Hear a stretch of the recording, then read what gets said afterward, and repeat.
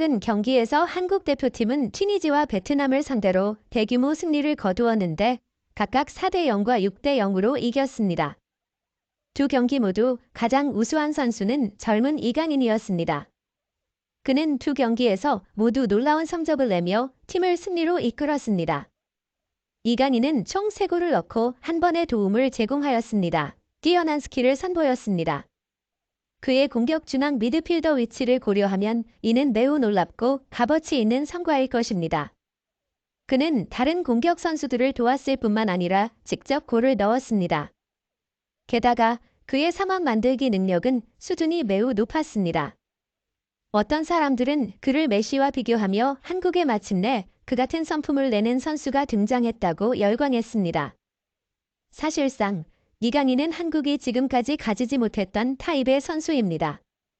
물론 현재 한국에는 강인하고 유연한 슈팅 능력을 가진 손흥민 같은 선수와 세계 최고의 공격수를 차단할 수 있는 능력을 가진 김민재 같은 선수들이 있습니다. 하지만 이강인은 한국에서 이전에 보지 못한 다른 타입의 선수로 성장했습니다. 그는 멋진 드리블링 기술, 스루 패스 능력, 그리고 창의적인 플레이를 만드는 능력을 소유하고 있습니다.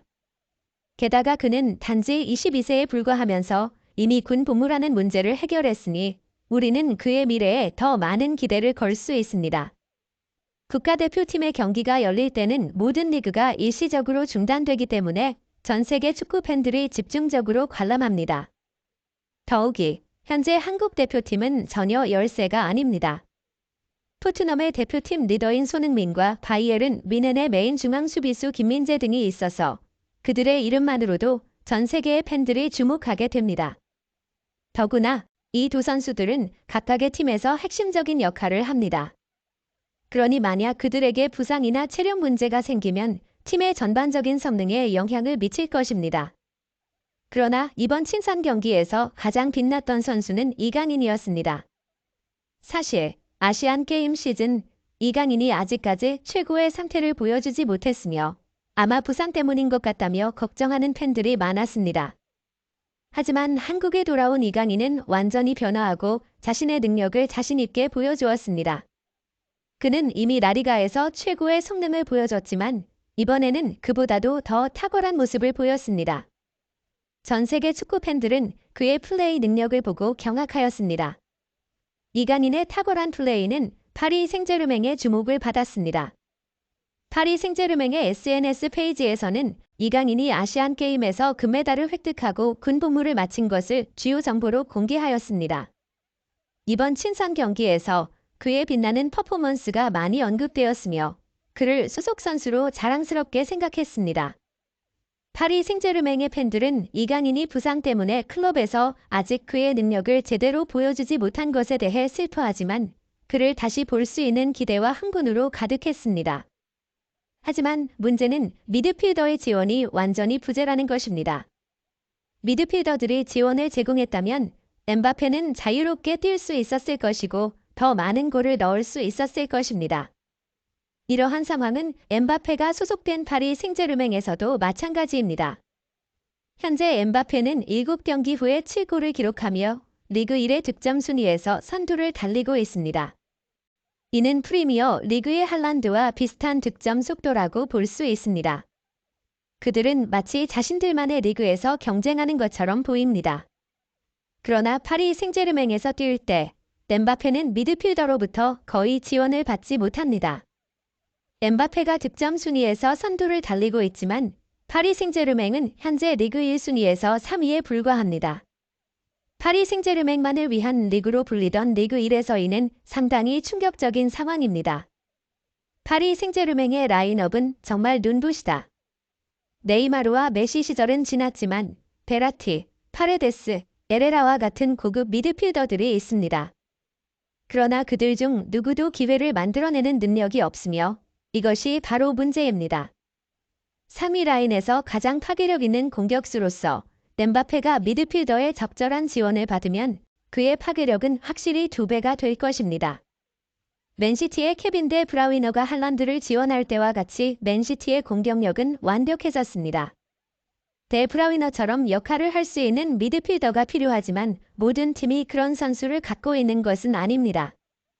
사실 그러한 창작적인 미드필더를 찾는 것은 골을 넣는 뛰어난 스트라이커를 찾는 것만큼 어렵습니다. 이런 상황 때문에 엠바페는 경기에서 자주 고립되어 어려운 상황에 직면하게 됩니다.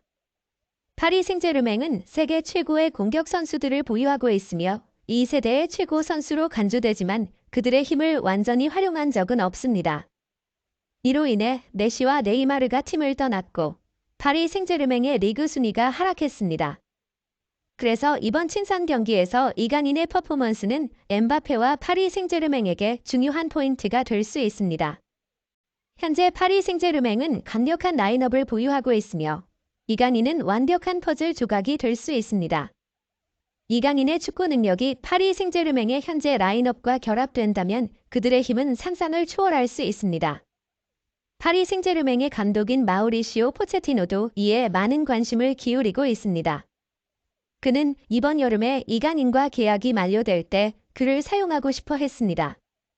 그러나 이번 축구 시즌이 시작되는 즉시 이강인의 꿈은 잠시 휴식처럼 보였습니다. 이 선수는 부상을 입었고 상처 자체는 그렇게 극심하지 않았음에도 불구하고 파리 생제르맹 축구 클럽은 선수가 완전히 회복되는 것을 가장 중요시하다고 공식적으로 밝혔습니다. 실제로 이강인이라는 저력 있는 젊은 선수의 미래를 고려했을 때 이러한 결정은 매우 자연스러운 것입니다. 기본적인 선수들을 조심스럽게 다루지 않고 대량으로 사용하는 다른 클럽들과 비교했을 때 이들이 과도하게 사용된다는 논란이 일어나는 경우 파리 생제르맹이 이런 상황을 매우 합리적이고 견고하게 다루었다는 것을 확인할 수 있습니다. 이 팀은 이강인이라는 선수를 보호하고 그의 성장과 발전을 진심으로 바라는 데 전념하고 있습니다. 이강인의 부상과 아시안 게임 중의 특정 경기와 연결된 사항들 때문에 감독 마우리시오 포체티노는 결국 이 선수를 경기에서 활용할 수 없었고 그 점에서 큰 아쉬움을 느꼈을 것입니다.